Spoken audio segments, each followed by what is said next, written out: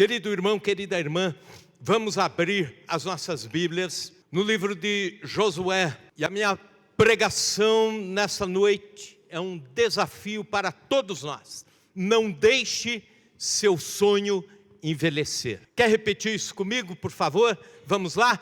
Não deixe o seu sonho envelhecer. Josué capítulo 14, versículos 6 indo até o 14. Diz a palavra do Senhor: chegaram os filhos de Judá a Josué em Gilgal, e Calebe, filho de Jefoné, o quenezeu, lhe disse: tu sabes o que o Senhor falou a Moisés, homem de Deus, em Cades Barneia, a respeito de mim e de ti. Tinha eu 40 anos quando Moisés, servo do Senhor, me enviou de Cades Barneia para espiar a terra. E eu lhe relatei como sentia no coração. Mas meus irmãos que subiram comigo desesperaram um povo. Eu, porém, perseverei em seguir ao Senhor, meu Deus. Então Moisés, naquele dia, jurou dizendo: certamente a terra que puseste o pé será tua e de teus filhos, em herança perpetuamente, pois perseveraste em seguir o Senhor, meu Deus. Eis agora, o Senhor me conservou em vida, como prometeu. 45 anos há, desde que o Senhor falou esta palavra a Moisés, andando Israel ainda no deserto, e já agora sou de 85 anos. Estou forte, ainda hoje como no dia em que Moisés me enviou. Qual era a minha força naquele dia, tal ainda é agora para o combate, tanto para sair a ele, como para voltar. Agora, pois, dá-me esse monte, de que o Senhor falou naquele dia, pois naquele dia ouviste que lá estavam os anaquins, e grandes e fortes cidades. O Senhor, porventura, será comigo para os desapossar, como prometeu. Josué abençoou e deu a Calebe, filho de Jefoné, Hebrom em herança. Portanto, Hebrom passou a ser de Calebe, filho de Jefoné, quenezeu, em herança até o dia de hoje, visto que perseverara em seguir o Senhor, Deus de Israel. Algumas pessoas tornaram-se especiais por não abdicarem dos seus sonhos, apesar das circunstâncias contrárias, apesar do tempo, apesar da idade. Por exemplo, numa reportagem, um senhor ancião com 80 anos de idade dizia estar se formando em direito, e ele estava feliz em receber o seu diploma naquela ocasião, com 80 anos de idade, e ele dizia: eu já estou me preparando para fazer o teste da OAB, e quero passar, e não abro mão de passar e começar a exercer a advocacia. Cora Coralina começou a escrever seus poemas com 63 anos de idade, e os escreveu até 90 anos de idade, se tornando uma das maiores escritoras do nosso planeta. Uma senhora na Itália engravidou e teve um bebê aos 53 anos de idade, e ela se preparou durante 2 décadas, não desistindo do sonho, fazendo todos os tratamentos, cuidando, fazendo todos os tratamentos da medicina, das ciências médicas, de forma que ela, mesmo tardiamente, consegue ter o seu sonho realizado. Pois bem, não deixaram o sonho envelhecer. Esta mesma mensagem que eu estou pregando hoje, há 25 anos atrás, eu pregava na IPI de Lusiânia, muito próximo de Brasília, sobre este texto, sobre este personagem bíblico, e eu estava a convite da igreja num aniversário, e depois de alguns anos, recebi a ligação do pastor daquela igreja, reverendo Jean Carlos Silva, dizendo o seguinte: olha, eu tenho uma novidade para te contar. Quando você pregou aquele dia sobre o não deixar o sonho envelhecer, havia uma senhora já de terceira idade que ela tinha no passado lutado para estudar, se preparar para a profissão, e ela, desafiada pela pregação da palavra de Deus, voltou a estudar, prestou o vestibular, foi para a faculdade, está se formando em direito e também da mesma forma quer exercer a sua profissão. A Bíblia nos mostra personagens que para elas os sonhos não envelheceram, os ideais não ficaram esquecidos no passado. Abraão foi pai aos 100 anos de idade. Quem mais? Moisés foi estadista, libertador do povo de Israel do Egito, da escravidão, indo para a terra prometida aos 80 anos de idade.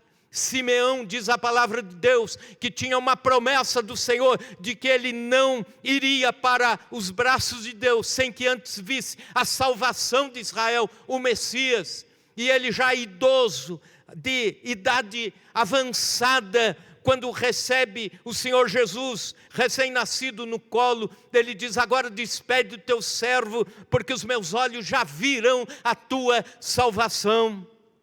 Mas há um desses personagens que se destaca, porque ele ensina com as palavras como nós podemos lutar, como podemos lutar para que os nossos sonhos não envelheçam.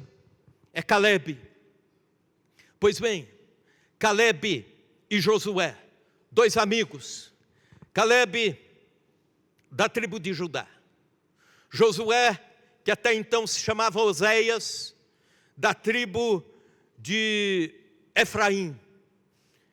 Ambos saíram do Egito com milhares, centenas de milhares que estavam deixando a escravidão do Egito. E diz a palavra do Senhor que todos os demais morreram antes de entrar na terra prometida, e só a segunda geração dos que saíram do Egito é que entrou. Os filhos dos que saíram, os que nasceram no deserto é que entraram. Nem Moisés não entrou na terra prometida, mas Josué e Caleb entraram. Entraram apenas dois que saíram do Egito e agora entram na terra prometida. E quando entram na terra prometida, Josué agora já é a autoridade máxima. Moisés havia morrido, Josué ficou como o general para as lutas de entrada do povo de Deus na terra prometida. E o Caleb, agora com 85 anos de idade, diz para Josué: Josué, eu preciso te lembrar uma coisa. Há 40 anos atrás, há 45 anos atrás, 40 anos de peregrinação, mais 5 anos de guerras para tomar posse da terra prometida. Há 45 anos atrás, eu tinha 40 anos de idade. E quando chegamos a Cades Barneia, recém começando a caminhada do deserto, eu disse a Moisés: Moisés, eu quero aquele monte, o Monte Hebron. 40 anos atrás eu disse, e ele prometeu que eu teria o Monte Hebron como minha herança quando dividíssemos a terra. Acontece que quando eles chegam na frente da terra de Canaã, algumas semanas depois da saída do Egito, acontece aquele episódio dos 12 espias. O povo para em Cades Barneia e Moisés separa 12 espias, um de cada uma das 12 tribos de Israel, e cada um deles vai espiar a terra prometida, a terra de Canaã. Cada um vai olhar, ver os perigos, as coisas boas, ver os caminhos de entrada, ver como são os exércitos lá. E eles voltam trazendo relatórios péssimos. Eles dizem: Deus está nos mandando ir, mas nós vamos morrer, porque existem gigantes lá. Olha, existem frutas muito boas, grandes, cachos de frutas que precisaram levar 2 homens num varal, porque são frutas grandes, mas os gigantes vão nos amassar, vão nos esmagar. Eles até usam essa comparação, eles dizem: para nós, aliás, para eles, nós somos como gafanhotos. Esse foi o relatório de 10.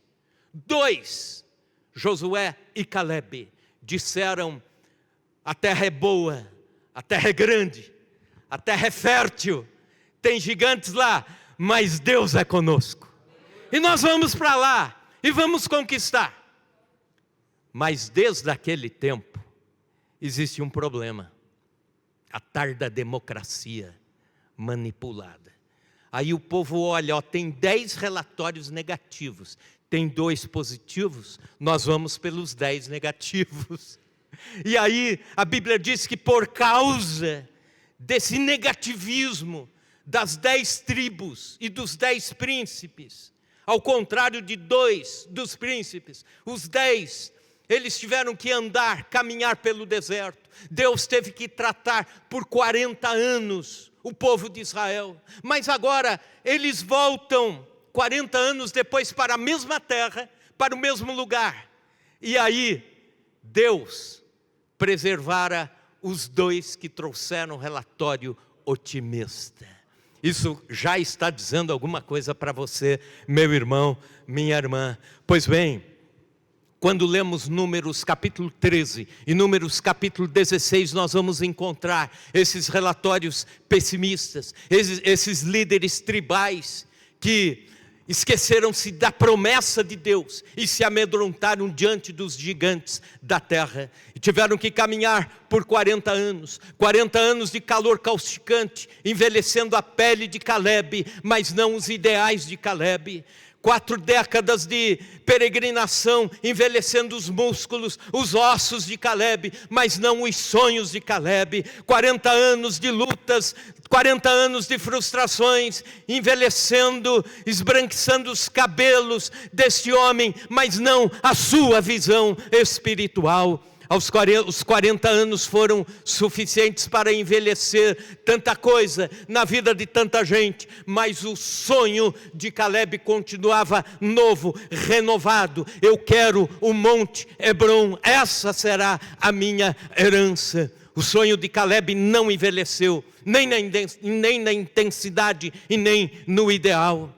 Nós todos temos sonhos. Os jovens sonham com o futuro, sonham com a faculdade, o terminar os estudos, o ter um emprego. Alguns jovens se preparam para um casamento, um sonho abençoado. Alguns outros já são casados, se preparam para terem os filhos e terem a próxima geração. O profissional se prepara e sonha com um futuro melhor.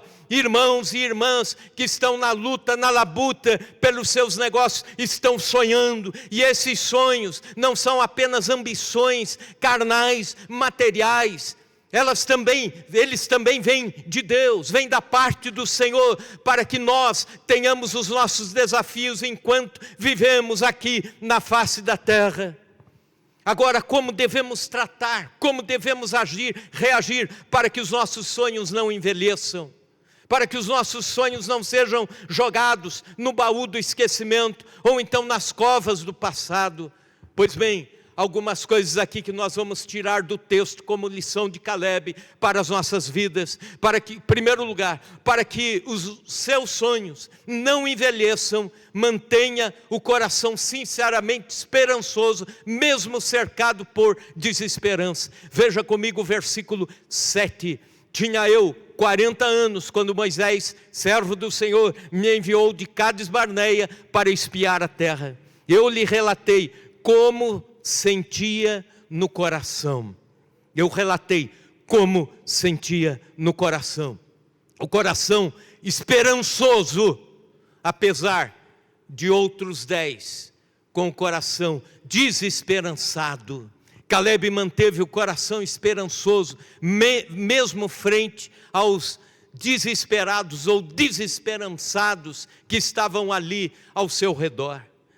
Tem um escritor cristão, Thomas Adams, que dizia que ele definiu o desespero como a esperança totalmente morta. Quando o pessimismo toma conta do coração, não existe mais espaço para a esperança. Não existe mais espaço para esperar ou para esperançar. Quando perdemos a esperança, perdemos uma virtude fundamental da vida. Alguém escreveu dizendo: você pode viver 40 dias sem comer, você pode viver até 3 dias sem água, mas você não pode viver 1 minuto sequer sem esperança. É como Jó, dizendo em Jó capítulo 17, versículo 15, onde está, pois, a minha esperança? Sim, a minha esperança, quem poderá ver? A esperança estava se indo de Jó. E nós precisamos renovar a esperança. Então, se você tem sonhos e ideais para a vida, em primeiro lugar, comece a renovar a esperança. Comece de volta a erguer os olhos espirituais. Não basta ter o coração esperançoso, é necessário que a esperança esteja depositada no local certo. A esperança tem que estar no Senhor. E é por isso que ele diz, eu relatei o que sentia no coração. Quando perdemos a esperança, fracassamos, entregamos-nos, prostramos-nos, eu e você, para que os nossos sonhos não vão para debaixo da água ou para debaixo da terra. Precisamos sim que a nossa esperança se renove sinceramente. Uma segunda lição, para que seu sonho não envelheça, mantenha o ideal perseverante, mesmo cercado pela síndrome da descontinuidade. Veja o que diz a primeira parte do versículo 8. Mas meus irmãos que subiram comigo desesperaram o povo, eu porém perseverei. Tenha o coração perseverante. Deus tinha dado a promessa da terra prometida. Deus tinha dito, a terra é de vocês. Números capítulo 13, versículo 1. Eu vos dou a terra. É Deus dizendo, já começando toda a narrativa com a palavra do Senhor muito firme, dizendo, a terra é de vocês. Os espias vão, mas a terra já é de vocês. 10 espias com relatório contrário, 2, Caleb e Josué, com os relatórios otimistas, sonhando, esperançosos e perseverantes. Nós vivemos num tempo em que nós temos a chamada síndrome da descontinuidade. Gente que não consegue mais perseverar em nada. Gente que não consegue viver com nada por muito tempo. Não consegue fincar raízes, fincar o pé, como diz a turma, em algum lugar, em algum projeto. Quantos regimes você já começou e deixou? Hã? Quantos livros você começou a ler e deixou pela metade? Está aí a síndrome da descontinuidade. Quantos de tratamentos de saúde você começou e deixou pela metade? Uma prova da síndrome da descontinuidade, dessa cultura, são as bicicletas ergométricas e as esteiras na casa e que ninguém usa e fica lá juntando pó. Quando compra, é aquele negócio assim, opa, agora é todo dia. De repente, dali um tempo é cada 2 dias. Depois é a cada 1 semana e depois não mais. Quantos propósitos de oração você fez e deixou pela metade? Dizendo assim, eu vou orar 40 minutos por dia. Primeiro dia, 40 minutos. Legal. Segundo dia, 40 minutos. Terceiro dia, tinha um compromisso bem no meio do caminho, só 20 minutos. Aí você diz, amanhã eu reponho os outros 20. E repõe nada. Aí no dia que você, na hora que você ia orar, no 4º dia, chega a visita. Você diz, depois, na parte da noite, aí eu reponho de ontem e hoje oro também, mais os 40 minutos. E assim vai. A gente tem levado uma vida cristã de voo de galinha. Sabe o que é isso? Galinha, quando você solta ela no ar, ela faz uma barulheira, bate as asas e grita e parece, você tem a impressão assim, olha, esse voo vai longe. Pelo barulho aqui, vai longe. Mas vai alguns poucos metros e desiste e cai. A palavra do Senhor nos chama para voar o voo da águia. Aleluia. Como é o voo da águia? Ela espera. Ela está ali aguardando uma corrente de vento. Ela fica voando devagar, rasante. E quando ela sente uma corrente de vento, ela entra nessa corrente e vai para as alturas. Mas quando ela chega numa determinada altura, ela aguarda uma próxima corrente de vento para levá-la mais alto. Então ela fica aguardando para não gastar muita energia batendo a asa. E aí quando chega uma nova corrente de vento, ela entra e vai para mais alto ainda. E lá ela aguarda uma outra corrente de vento para ir mais alto ainda. É o voo da constância, é o voo da persistência. E Deus nos chama para uma vida de persistência. Deus nos chama para uma vida de constância. Deus nos chama para uma vida espiritual de caminhada, sem nos preocupar com o tédio, sem nos preocupar com a vida indo. Pelo contrário, como Josué, como Caleb, foram perseverantes, 40 anos. Foram contrariados lá naquele começo, mas 40 anos perseverando em seguir ao Senhor. E não basta ser perseverante, você precisa ser perseverante com a motivação correta. E a palavra dele é: eu porém perseverei em seguir ao Senhor meu Deus. Então seja perseverante, mas seguindo a orientação do Senhor, seguindo a Jesus, seguindo a ordem de Deus. Terceiro lugar, para que o sonho não envelheça, mantenha a mente plena das promessas de Deus, mesmo cercado pela incredulidade. Veja o versículo 6. Chegaram os filhos de Judá a Josué em Gilgal, e Caleb, filho de Jefoné, o quenezeu, lhe disse: tu sabes que o Senhor falou a Moisés, homem de Deus, em Cádiz Barneia, a respeito de mim e de ti, 40 anos atrás. E se Deus falou, é porque Deus um dia iria cumprir. Se Deus disse através de Moisés, Deus iria cumprir. E o Caleb fica aguardando isso, aguardando a palavra de Deus.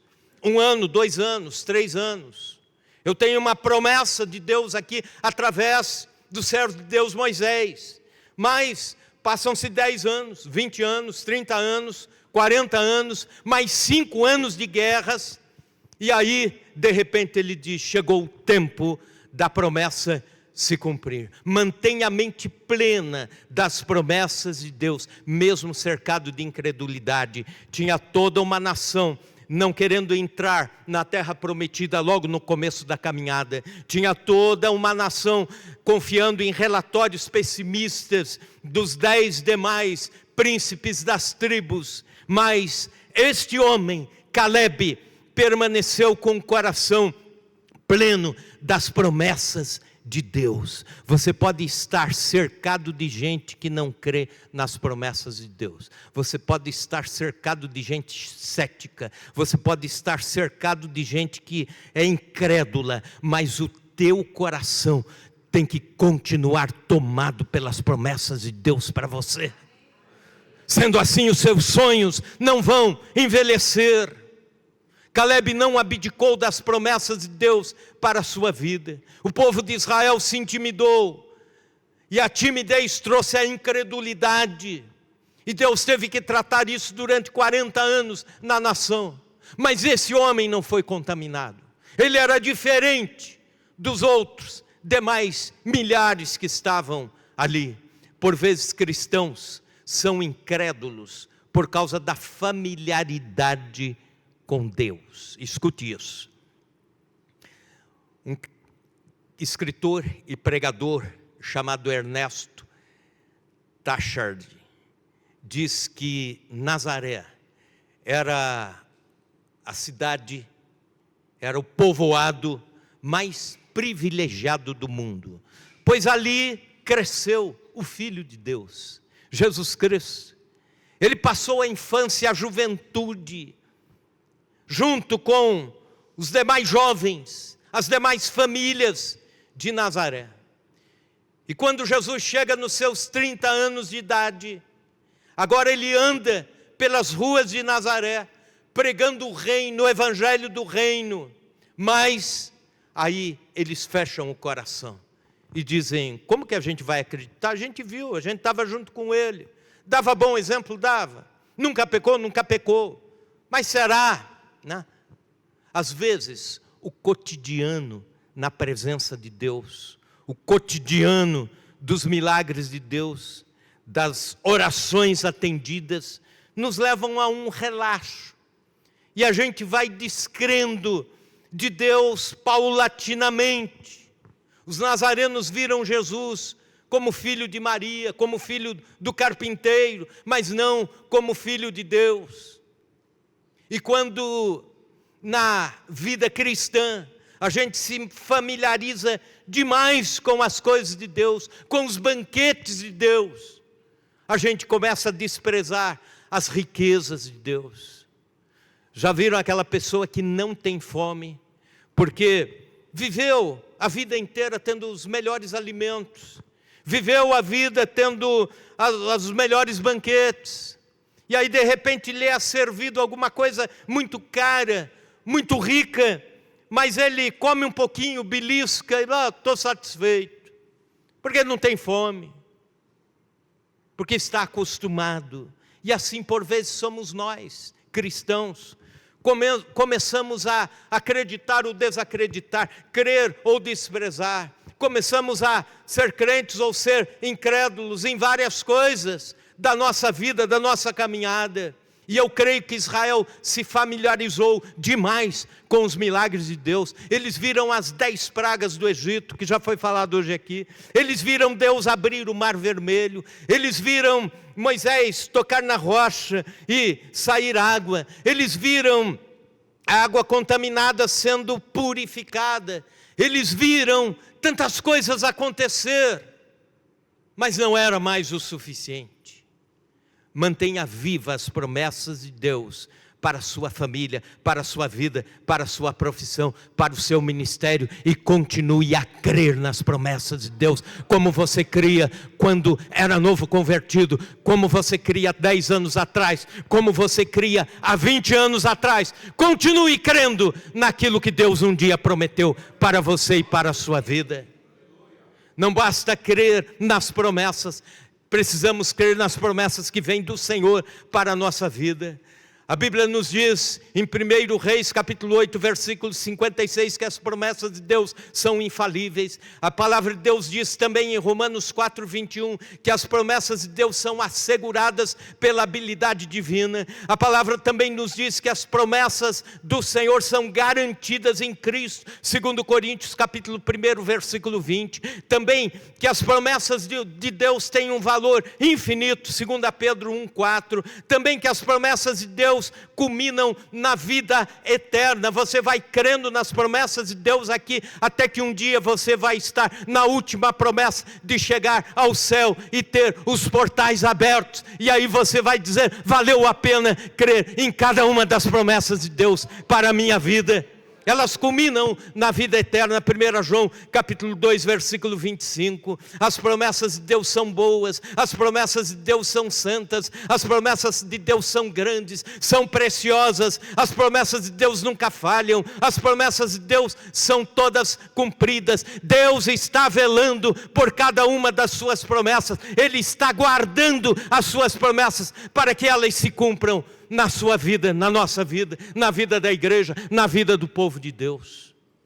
Então não deixe o coração esfriar com as promessas de Deus, mas também para que o sonho não envelheça. Em quarto lugar, mantenha a força vital, mesmo cercado pelo desânimo. Veja o versículo 10, estou forte, ainda hoje como no dia em que Moisés me enviou. Qual era a minha força? Naquela época, com 40 anos, qual era a minha força naquele dia? Tal ainda agora para o combate, tanto para sair a ele, como para voltar. Guarde bem a última frase, tanto a sair para o combate, como para voltar. Caleb está argumentando, dizendo assim: Josué, deixa eu batalhar por aquele monte. Eu sei que lá tem exércitos, eu sei que lá tem... lá está tudo bem guardado militarmente, mas eu não abro mão. E digo mais, Josué, eu tenho 85 anos de idade, mas a minha força é como quando eu tinha 40 anos de idade. E eu tenho força para sair ao combate e voltar dele. Sabe que tem muita gente que tem força para sair ao combate, mas depois não consegue voltar. Deus quer que você saia ao combate e volte ileso. Vá, combata e volte. É o que ele está dizendo.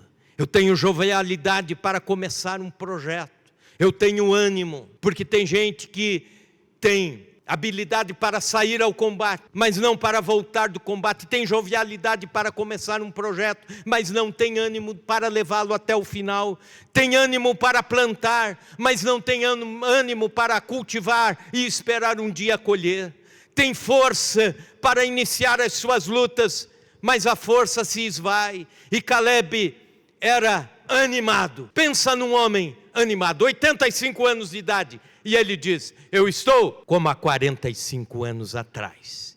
E aliás o nome Caleb, em hebraico, Kalev, significa corajoso, habilidoso para realizar. E Deus quer levantar gente corajosa, gente habilidosa para realizar grandes feitos. Então não deixe o coração se contaminar pelo desânimo. Não deixe o coração se contaminar pelo medo de dizer assim, já 80 anos, 85 anos, já passou o tempo, agora já não dá mais, agora já se foi. Não, conta-se que, isso é uma parábola, de que no inferno houve um grande leilão de ferramentas.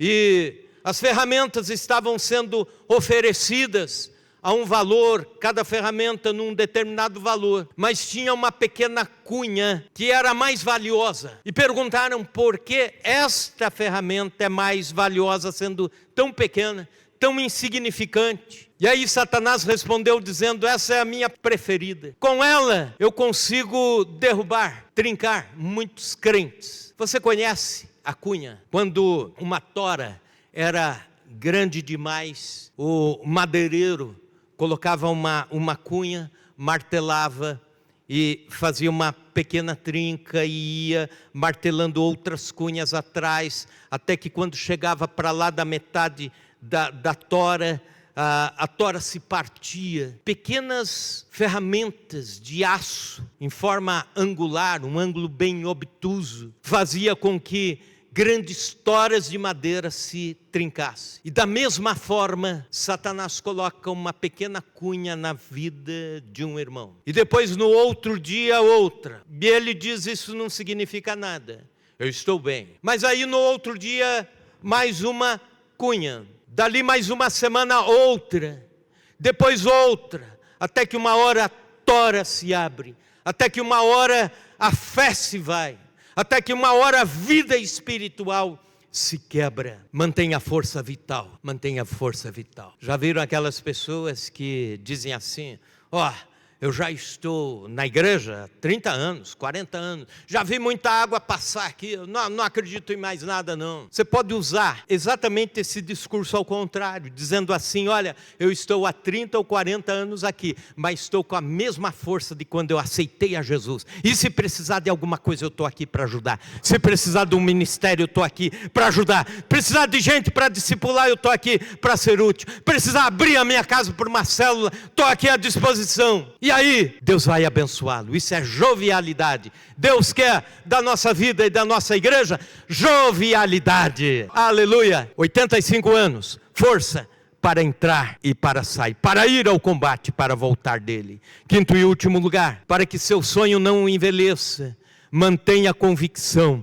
da presença de Deus, mesmo cercado por perigos. Veja o versículo 12 comigo. Mas agora, pois, dai-me esse monte de que o Senhor falou naquele dia, pois naquele dia ouviste que lá estavam os anaquins, e grandes e fortes cidades. Os anaquins eram os gigantes, grandes e fortes cidades, eram cidades muradas, cidades que dificilmente um exército iria romper e chegar para os desapossar, como prometeu. O Senhor, aliás, o Senhor porventura será comigo para os desapossar, como prometeu. Repita isso, o Senhor porventura será comigo. Caleb estava ciente da presença dos gigantes, mas estava ciente da presença de Deus na vida dele. Aleluia! Haveria lutas ardis, batalhas acirradas, haveria confrontos dos mais determinados tipos e intensidades, mas ele está convicto: o Senhor estará comigo, o Senhor será comigo, o Senhor será comigo para desterrar os gigantes, o Senhor estará comigo para vencer os exércitos, o Senhor estará comigo para transpor as muralhas das cidades fortificadas, o Senhor estará comigo. Assim como Caleb, você precisa dizer a mesma coisa para que os seus sonhos não envelheçam: o Senhor será comigo, o Senhor será comigo, o Senhor será comigo. Tenho lutas a enfrentar, mas o Senhor será comigo. Tenho pelejas a pelejar, mas o Senhor será comigo. Tenho perigos rondando, mas o Senhor será comigo. Tenho corvos tentando roubar a minha adoração de Deus, mas o Senhor será comigo. Tenho enfrentamentos, mas o Senhor será comigo. Tenho caminhos difíceis, mas o Senhor será comigo. Creia na presença de Deus sobre a sua vida. Creia na presença do Senhor e os sonhos não vão envelhecer. Eu quero te convidar, irmão, vamos ficar em pé. Eu já tenho compartilhado com os irmãos em algumas ocasiões, senti de fazê-lo novamente, sobre o avivamento na cidade, no país de Gales. É considerado talvez o maior avivamento que já aconteceu em algum lugar no mundo. Depois é lógico do tempo da igreja apostólica, mas vindo cá para o nosso tempo na história, porque um país inteiro, uma nação inteira foi tomada pela glória de Deus. Mas por trás desses acontecimentos existia um jovem, um adolescente, frágil até de saúde, simples, Evan Roberts.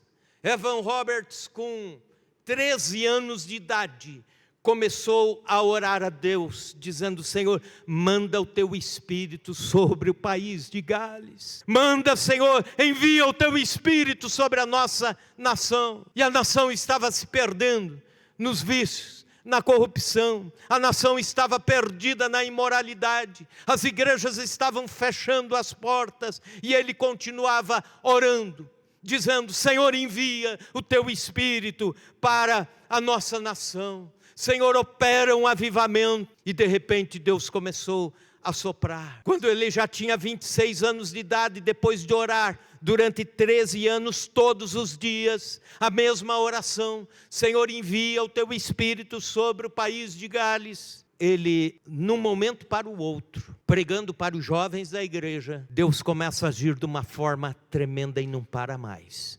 O avivamento foi atingindo as cidades do país, o avivamento foi atingindo gente mais distante, jovens começaram a viajar para pregar o evangelho em outros lugares, o país inteiro foi incendiado pela glória de Deus. E depois de algum tempo se historicia o seguinte, de que não haviam mais casas de prostituição abertas porque tinham fechado. Não havia mais jogo de futebol no domingo porque o pessoal queria estar na igreja. Então os jogos foram todos para sexta-feira ou para sábado, de forma que os templos ficaram lotados, as igrejas reabriram. Igrejas que tinham um culto com pouca gente começou a ter 5 cultos num só domingo, para abrigar todos aqueles que queriam ouvir a palavra de Deus. Teve uma ocasião que Evan Roberts estava em cima no monte, e ele orando a Deus, a oração do Pai Nosso, e quando chega